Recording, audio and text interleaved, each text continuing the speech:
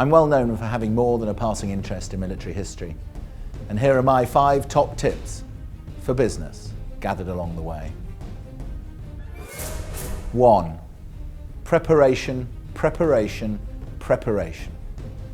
Do you know, people who make things look easy actually work harder, prepare more, and take nothing for granted. And in developing a strategy of a campaign or a battle plan, commanders always prepare, prepare, prepare. People might look as if they're doing it on the hoof, but believe me, those who succeed in business certainly are not.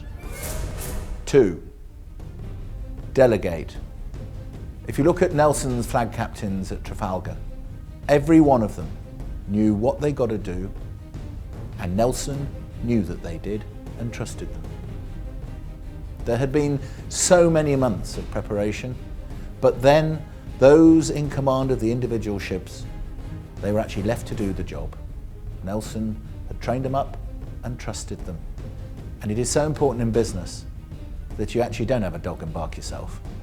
You've invested a lot of money and time in someone else. Let them get on with it. You take responsibility. Delegation is not abrogation. And the commander in the field is always ultimately responsible. So is the boss of the business. But do let those who are in position get on with the job that they're trained to do. 3. So many battles are won because people do the simple things well. From the private on the battlefield, through to the fighter pilot on an airstrike. People have trained and trained and trained and then trained some more for the moment when all of the instant responses have to take over. Intuition plays its part, and what really matters is people do it as second nature because they've been so trained to do it. That's no different in business, you know. Training people is adding so much value to your bottom line. Of course, it's important you then get the best out of them. They have to be led and directed. But if you don't train them, don't expect them to deliver when it's so important and vital. 4. Courage. At the end of the day, battles are won because people are brave. And often, people who you'd never think would be the ones who are brave are the bravest. Well, in business, it does call for courage. Stand up and be counted. Communicate. Make sure that people really do know you're in charge and you're going to take the rap and you're there to stand up for them. Your courage will then filter through to them as well, and they will feel empowered. They will feel that they matter, and they'll feel that you're there for them as well. The value added that comes to your business from people who operate within a business led by someone who shows they're courageous ensures success, ensures survival in so many situations. 5.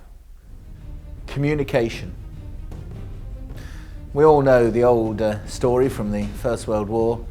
A message that started at one end of the trench as send reinforcements were going to advance, ended up down the other end of the trench some hours later as send 3 and 4pence were going to a dance. Well, there's an example of lousy communication.